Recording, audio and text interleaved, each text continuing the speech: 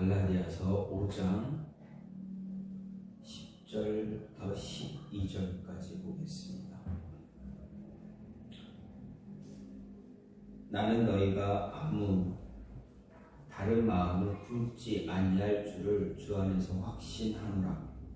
그러나 너희를 요동하게 하는 자는 누구든지 심판을 받으리라. 형제들아, 내가 지금까지 할례를 전한다면 어찌하여 지금까지 박해를 받으리요? 그리하였으면 십자가의 걸림돌이 제거되었으리니 너희를 어지럽게 하는 자들은 스스로 베어버리기를 원하노라. 아멘. 오늘 말씀 갈라디아서 5장 10절부터 12절 말씀입니다. 오늘 말씀은 갈라디아서의 후반부에 있는 그런 말씀입니다. 후반부에 있는 이 말씀은 이신득이로 인해서 자유의 바른 사용에 대해서 이야기하는 부분입니다. 여기서 바울은 그리스도 안에서 자유를 굳게 지킬 것을 이제 요구하고 이야기하면서 할례를 시도하는 그 모습이 얼마나 악한 건가, 얼마나 잘못된 것인가를 경고하고, 할례를 가르치는 사람들, 그들을 또한 이제 고발하고 율법주의로 돌아가는 것을 이제 율법주의로 돌아가려고 하는 그 모습을 경계하고 있다라는 것을 볼 수가 있습니다.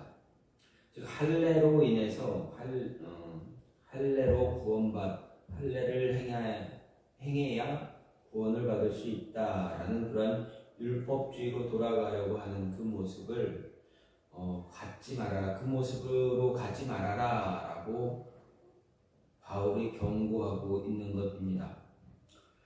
다시 말해서 바울은 만일 갈라디아 교인들이 할례를 받아야 구원받는다라고 주장하는 이런 율법주의자들, 유대교에서 개종한 율법주의자들, 유대인들이 그들에게 이제 그들에게 미혹되어서 할례를 받기를 시도한다면 그것은 곧 그리스도의 은혜에서 끊어지는 길이다, 끊어지게 되는 결과로 이어질 것이다 라는 것입니다. 왜 그렇습니까? 바울이 지금까지 전한 복음은 믿음입니다. 믿어야 구원받을 수 있다. 예수님을 믿으면 구원받을 수 있다 라는 것입니다. 그런데 할례를 받아야 구원받는다라는 모습으로 돌아가게 되면 예수님을 믿는 그 믿음은 어떻게 됩니까? 믿음이 우선입니까? 할례가 우선입니까? 믿음이 중요합니까? 할례가 중요하게 됩니까? 믿음은 중요한 것이 아니라 할례가 중요한 것이 되어집니다. 다시 말하면 복음이 중요한 것보다는 할례를 받는 것이 더 중요하다라는 것입니다. 그렇기 때문에 그 과거로 예전의 모습으로 돌아가게 된다면 그리스도 안에 있는 그 은혜, 그리스도의 은혜가 너희에게서 끊어지게 될 것이다 라는 것입니다. 그렇기 때문에 율법주의로 돌아가는 것, 그런 모습 갖지 말아야 한다라고 강력하게 바울이 경고하고 있는 말씀입니다. 특히 바울은 오늘 말씀에서 율법주의자들과 달리 성도는 성령을 통해 믿음으로 의로워지려는 소망을 가진 자라고 이렇게 이야기하면서 그리스도 안에서는 할례나 무할례 자체는 아무런 의미가 없다라고 이야기합니다. 즉 믿음이 가장 중요하다라고 이야기하면서 강조하면서 갈라디아 교인들로 하여금 믿음으로 말미암아 자유를 수호하고 누릴 것을 강조합니다.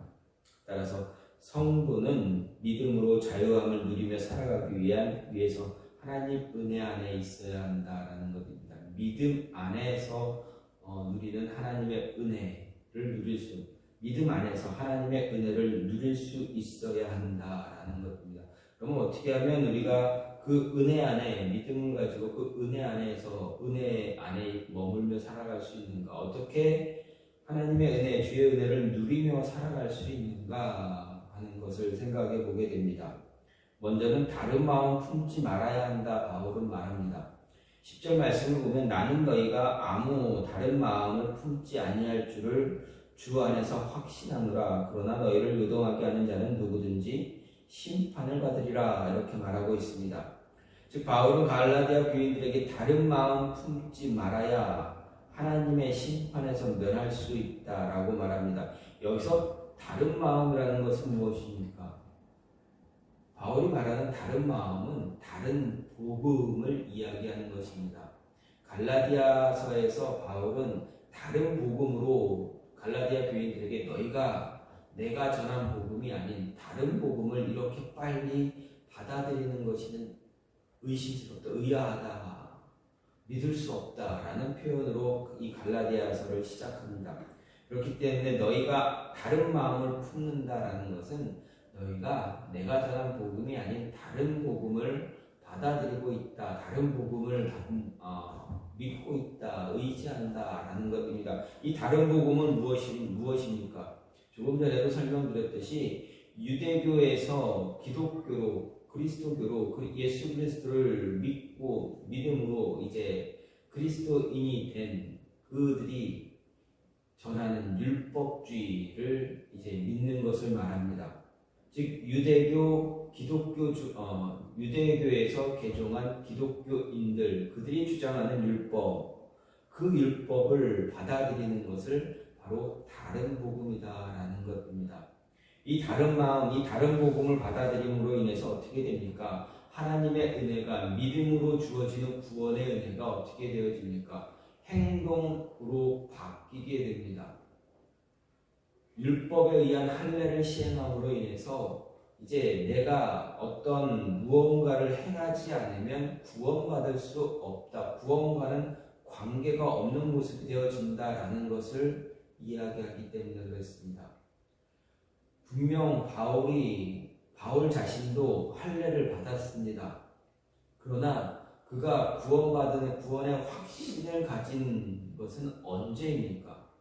바울이 구원의 확신을 가지고 그 구원의 확신을 통해서 복음을 전하기 시작한 때가 언제인가 하는 것입니다.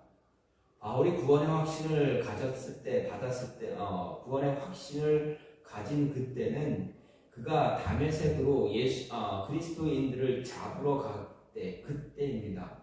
다메섹 그곳에서 현상에서 예수 그리스도를 만난 부활하신 예수님을 만나고 나서 그리고 나서야 바울은 자신이 믿는 하나님, 자신이 그동안 배워왔던 그 율법의 하나님, 그 구약의 하나님, 자신이 배웠던 그 구약 성경의 하나님이 누구인가를 알게 되고 그 하나님이 누구를 세상에 보내고 자신을 이렇게 고통스럽게 자신이 왜 이렇게 눈이 멀고 아무것도 볼 수 없는 그런 상황이 되었는지, 왜 자신이 그 그리스도인들 잡기 위해서 갈 때 자신을 만났던 그분이 누구인가를 그때 알게 된 것입니다. 부활하신 예수 그리스도를 만남으로 인해서 바울은 구원의 확신을 그때 깨닫게 된 것입니다. 예수님을 만난 이후에 자신이 그동안 생활했던, 그동안 배워왔던 모든 율법들, 성경 말씀들, 그가 잠시 후 눈이 어두웠을 때, 그리고 자신의 눈이 떠진 이후에 바로 사도들을 만나러 간 것이 아니라 조용히 묵상하면서 말씀을 묵상하는 그 혼자만이 가졌던 그 시간 동안 그가 무엇을 알게 된 것입니까? 바로 부활하신 그리스도, 구약 성경이 말하는 그리스도가 누군가, 구원자가 누군가, 그때 그 복음을, 그 말씀을 통해서 정확하게 알게 되었다라는 것입니다. 예수님을 만난 그 후부터 구원의 확신을 갖게 되었고, 그 구원의 확신을 통해서 자신의 신학, 자신의 어떤 말씀, 그것들을 다시 한번 확인하는 과정을 거침으로 인해서 어떻게 됩니까? 진정한 복음이 무엇인가를 깨달았다라는 것입니다. 그 이후에 바울은 다른 마음, 다른 복음 접하지 않았습니다. 과거에 가졌던 그 율법에 얽매이지 않게 되었습니다. 율법, 할례, 이런 모든 것 율법주의자들이 원했던, 바리새인들 유대인들이 그렇게 얽매였던 그 율법에서 바울은 자유하게 되었다라는 것입니다. 다른 복음에서 벗어나서 진정한 복음을 갖게 되었고 품게 되었고, 다른 마음 품지 않음으로 인해서 그는 확신을 갖게 되었고 그 확신을 전하는 전도자가 될 수 있었다라는 것입니다. 그 이후에 바울의 모습은 어떻습니까? 불행했습니까? 아니면 더 행복했습니까? 바울은 예수님 만난 이후에, 진정한 올바른 복음을 만난 이후에 바울의 삶은 더 행복했다, 더 좋았다, 즐거웠다라는 것입니다. 스스로 고백합니다. 자신이 가졌던 모든 배경들, 스펙들 다 배설물로 됩니다. 그거 아무 소용없더라. 예수님을 믿고 예수님과 함께하는, 예수님 품 안에서 있는 누리면서 그 은혜를 누리는 이 삶이 이전에 내가 가졌던, 그렇게 가지려고 추구했던 그 모든 것보다 더 좋더라 하는 이야기입니다. 다른 마음을 품지 않고 바른 마음을 품었을 때, 바른 복음을 간직했을 때 바울은 더 행복하고 즐거웠다. 그것 때문에 내가 목숨도 걸고 있다라는 것입니다. 다른 마음 품지 않을 때 우리는 하나님의 은혜 가운데, 그리스도의 은혜 가운데 머물면서 벗어나지 않을 수 있다라는 것입니다. 누구도 우리의 은혜를 빼앗아갈 수 없다라는 것입니다. 또 한 가지는 무엇입니까? 십자가의 걸림돌을 제거하면 하나님의 은혜 안에 머물 수 있다라는 것입니다. 11절 말씀을 보면 바울은, 형제들아, 내가 지금까지 할례를 전한다면 어찌하여 지금까지 박해를 받으리요? 그리하였으면 십자가의 걸림돌이 제거되었으리니, 이렇게 말합니다. 바울이 이제까지 할례를 전한 적이 없다라는 사실을 그가 유대인들로부터 핍박받고 있는 사실을 통해서 증명하고 있습니다. 만일 자신이 지금까지 할례를 전파했다면 십자가는 유대인들에게 걸림돌이 될 이유가 전혀 없을 것이다 말합니다. 자신이 십자가와 할례를 같이 전파했다면 유대인들이 나를 핍박할 이유가 없지 않느냐. 내가 그들이 나를 죽이려고 이렇게 막 별의별 그런 행위를 하는 것, 그들이 굳이 그럴 이유가 없지 않느냐. 내가 십자가를 전하며 율법을 같이 전하면 그들이 나를 핍박할 이유가 없지 않느냐라는 것입니다. 그러면 왜 십자가가 유대인들에게 그렇게 걸림돌이 되느냐? 왜 바울은 율법과 십자가와 함께 율법을 전하지 않고 오직 십자가만 전하게 되었는가 하는 것입니다. 유대인들은 물론 메시아 시대에 나타나게 될 가시적 표적을 기대했던 백성들입니다. 그런 사람들입니다. 즉 그들은 오실 메시아가 세상의 왕으로, 통치자로 오길 원했다라는 것입니다. 세상을 다스릴 왕, 그들이 원하는 구원자 메시아는 정치적인 왕입니다. 다시 말해서 지금 이 시기에 유대인들 이스라엘 어떻습니까? 로마의 압제에 붙잡혀 있는 그런 백성, 그런 나라입니다. 그들이 가장 원하는 것은 무엇입니까? 로마로부터 해방되는 것입니다. 로마에서 해방돼서 자기 단일 국가가 형성되어지고, 그래서 자신들이 원하는 삶을 원하는 대로 살아가는 것, 그것을 정말 원했던 것이 바로 유대인들입니다. 정치적인 메시아관을 가지고 있었던 이유가 바로 그것입니다.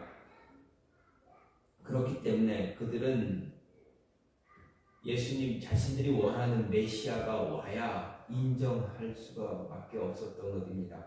그런데 어떻습니까? 그들이 원하는 메시아가 예수님이 그런 메시아가 되셨습니까? 그렇지 않습니다. 특히 유대인들은 나무에 달린 자, 십자가, 나무에 달린 자를 어떻게 생각합니까? 그들은 나무에 달린 자를 생각할 때 하나님으로부터 저주받은 자다라고 생각했던 사람들입니다. 그렇기 때문에 예수님께서 십자가 위에서 죽임을 당했을 때 예수님을 하나님이 보낸 메시아다라고 믿지 않은 것입니다. 그들은 절대 인정하지 않았습니다. 예수님께서 십자가에 달리실 때 얼마나 많은 천지지변이 일어났습니까? 정말 사람으로는 행할 수 없는 일들이, 어떤 일들이 일어났습니까? 갑자기 흑암이 덮여졌습니다. 그리고 어떻게 됩니까? 지성들의 그 휘망이 위에서부터, 아래가 아니라 위에서부터 아래로 찢어졌습니다. 사람을 할 수가 없는 그런 모습입니다. 그 모습을 보면서도 그들은 이거는 사람이 할 수 없는 그런 모습, 정말 하나님의 아들일 수도 있겠다라고 그들은 생각했습니다. 그러나 어떻습니까? 그것을 끝내 인정했습니까? 아니면 끝까지 그것을 인정하지 않았습니까? 인정하지 않았습니다. 오히려 예수님 가장 가까이 있었던 이방인 로마 병정이 예수님의 옆구리에 창을 찌르면서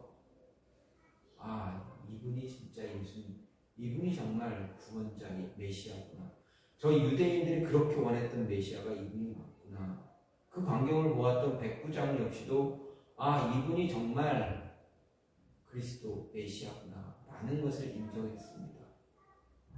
유대 종교자들은 결코 예수님을 자신들의 메시아로 인정하지 않았습니다. 그렇기 때문에 십자가는 그들에게 걸림돌이 되어져 버렸습니다. 십자가를 인정하는 순간 자신들이 그동안 믿어왔던, 지켜왔던 그 모든 것이 무엇입니까? 아무것도 아닌 것이 되어집니다. 그것을 인정하기 싫었기 때문에 그들은 결코 그 걸림돌을 제거하지 않았다라는 것입니다. 그런데 바울을 보십시오. 바울은 예수님 만난 이후에 어떻게 됩니까? 그것을 제거했습니다. 자기 신앙에서 자기가 가졌던 그 신앙, 믿음에서 가장 큰 걸림돌이 되어지는 그 율법 싹 다 내려놓았습니다. 그리고 예수님을 향한 믿음 하나만 붙잡았다라는 것입니다. 하나님의 은혜 가운데 머물기 위해서는 우리가 그렇게 아끼고 우리가 그렇게 매달려 왔던 것들을 내려놓을 수 있는 그런 모습이 필요하다라는 것입니다. 이거는 내가 내려놓지 못해라고 생각하는 그것을 내려놓을 때 하나님의 은혜 가운데 머물 수 있다라는 것입니다. 자신의 의를 드러냈던 유대인들, 종교 지도자들, 그들은 그것을 내려놓지 못했기에 구원의 길에 이르지 못했던 것입니다. 그 모습을 보면서 우리가 알 수 있는 건 무엇입니까? 그런 자신의 의로움들, 자신 스스로 만족하는 것, 내 스스로 무언가를 하겠다라고 하는 그러한 자만, 교만, 이런 모든 것들을 다 내려놓을 때 하나님의 은혜 가운데 머물면서 그 은혜를 누리면서 그 은혜를 전하며 살아갈 수 있다는 것입니다. 그것을 내려놓아야만 예수님께서 우리에게 마지막으로 주신 그 명령을 이행하며 살아갈 수 있다는 것입니다. 여러분, 복음을 전하는 것, 예수님의 십자가를 전하는 것, 예수 그리스도를 전하는 것 얼마나 어렵습니까? 정말 가까운 사람, 정말 가까운 분들, 이웃들, 그런 관계를 가졌던 사람들, 이 사람에게는 내가 그동안 이렇게 많은 시간들을 같이 교제하고 내가 살아가는 모습을 보여주었는데 이제 내가 복음을 전하면 과연 믿을 수 있지 않을까? 복음 안으로 올 수 있지 않을까? 그런 생각으로 이렇게 복음을 전할 때 어떻습니까? 쉽게 복음을 받아들입니까? 그렇지 않습니다. 정말 어렵습니다. 왜 그렇습니까? 무언가 가지고 있는 것을 놓지 못하기 때문에 그렇습니다. 그렇게 걸림돌이 되어지는 것들을 철저하게 제거하지 않으면 은혜 가운데 머물 수 없다라는 것입니다. 마지막으로 은혜 가운데 머물려면 어떻게 됩니까? 어지럽게 하는 것들, 우리를 어지럽게 하는 사람들, 어지럽게 하는 그런 것들을 다 그것도 제거해야 한다라는 것입니다. 12절 말씀에서 바울은 너희를 어지럽게 하는 자들은 스스로 베어버리기를 원한다 이렇게 말합니다. 여기서 어지럽게 하다라는 말은 소동을 일으켜 시끄럽게 하다라는 그런 말입니다. 스스로 베어버리다라는 이 말은 학자들 사이에서 견해가 좀 다양하기도 하지만 일반적으로 거세하다라는 의미를 더 크게 생각합니다. 따라서 이 12절 말씀은 갈라디아 교회의 침투에서 할례와 율법 준수를 요구하며 갈라디아 교인들의 순수하고 온전한 믿음을 온통 뒤흔들어 버리는 그런 율법주의자들, 그들이 스스로 할례의 대상이 되는 그 자체를 거세해 버리기를 바란다라는 그런 말입니다. 바울의 이 말에는 거짓 진리를 전파하는 이단 세력들이 교회에서 온전히 제거되기를 바란다는 소망이 들어가 있음을 볼 수가 있습니다. 따라서 우리가 12절부터 받는 말씀, 복음의 진리는 복음은 말씀 가르침은 복음의 진리를 잘 사수하고 하나님의 교회를 성결하게 유지하기 위해서 성도들, 그리스도인들은 이단자와 다른 복음을 전하는 자와 관계를 철저하게 단절해야 된다라는 것입니다. 복음, 예수 그리스도의 십자가의 복음을 전하지 않는 자와는 관계 갖지 말아라 이야기합니다. 당시 초대교회들 상황에서 성경이 하나의 경전으로 확립되지 못했고 또 믿음의 도가 교리적으로 체계화되지도 못했습니다. 그 당시에는 어떤 체계화된 어떤 틀이 없었습니다. 그렇기 때문에 도처에서 난무하는 이단들 때문에 복음을 듣고 믿음을 갖게 된 어떻게 보면 햇병아리 신자들, 그들은 그 다른 복음을 듣고 신앙에 큰 혼란, 어지러움들, 자신의 믿음을 바르게 세우지 못하게 되는 그런 모습들을 참 많이 갖게 되었습니다. 그런 일들이 참 흔하게 일어났다라는 것입니다. 대표적인 예가 지금까지 바울이 그렇게 경계하는 것이 무엇입니까? 율법입니다. 율법주의자들입니다. 그 대표적인 예가 유대 율법주의자들이 전하는 그런 복음입니다. 그 복음 때문에 어떻게 됩니까? 많은 그리스도인들, 이제 믿음을 예수 그리스도를 구주로 영접한 초보 신앙자들, 그들이 어떻게 됩니까? 할례를 받고 그들이 전하는 말에 미혹되어서 그들을 따라가게 되었다라는 겁니다. 그런 사람들이 참 많이 생겼습니다. 그러니 바울이 그것을 경계하라라고 이렇게 이야기하고 있는 것입니다. 율법주의자들이 이렇게 생명처럼 여겨졌던 할례 문제가 초대교회와 또 갈라디아 교회 정말 큰 문제로 대두되기 시작되었다라는 것입니다. 또 한 가지는 무엇입니까? 또 다른 예를 할 수 있는 것은 그 당시에 있었던 이단, 율법주의자들 말고도 그 당시에 있었던 이단들이 있습니다. 우리는 흔히 그들을 영지주의자라고도 이야기하기도 합니다. 이들은 동방의 신비 종교의 영향을 받아서 예수 그리스도의 인성을 부인하는 사람들입니다. 예수님은 인간으로 오신 분이 아니다라는 이야기입니다. 사람이 아니다, 그냥 신이다 라고만, 예수 그리스도의 신성만 믿고 그것만을 이야기하는 사람들입니다. 예수님이 세례시 잠시 예수님의 육신을 빌려서 지상에서 활동하다가 십자가 죽음 직전에 다시 하늘로 올라가셨다라는 것입니다. 성경을 보면 예수님이 세례 요한으로부터 세례를 받을 때 어떤 현상이 일어났다 이야기합니까? 하늘로부터 성령이 비둘기처럼 내려왔다라고 하지 않습니까? 그래서 예수라는 그 한 청년에게 예수 그리스도 하나님의 아들 성자 하나님이 잠시 내려왔다.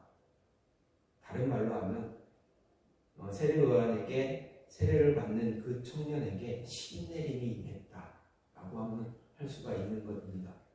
그리고 십자가에서 돌아가시기 직전에 이제 그 청년에서 벗어나서 먼저 하늘로 가셨다. 그래서 예수님은 하나님의 아들은 고통도 받지 않고 십자가에서 죽지도 않았다라고 이야기하는 것입니다.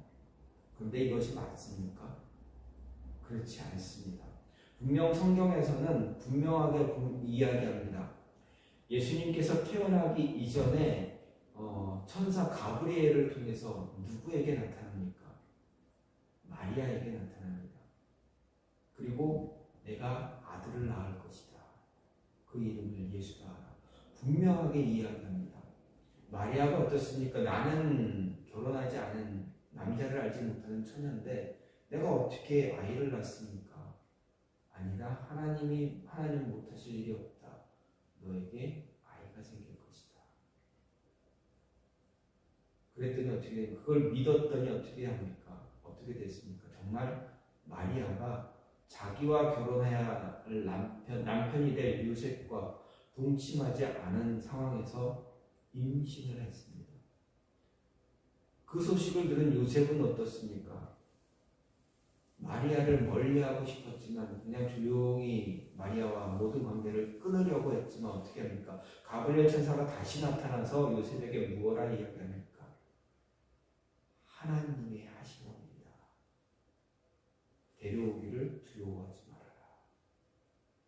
그리고 그분은 너희를 죄에서 구원할 하나님의 아들 예수 그리스도, 너희와 함께할 임마누엘 하나님이시다 라고 분명하게 이야기합니다.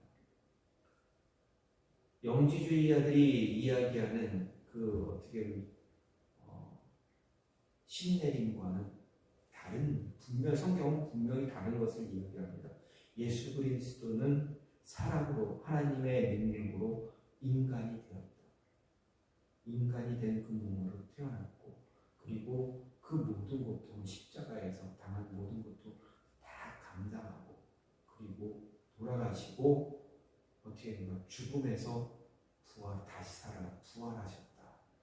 그리고 제자들에게 그 십자가에 못 박혔을 때 났던 그 상처들을 다 보여주신 분이다. 그리고 나중에 40일 후에 승천하신 분 아니냐라는 겁니다.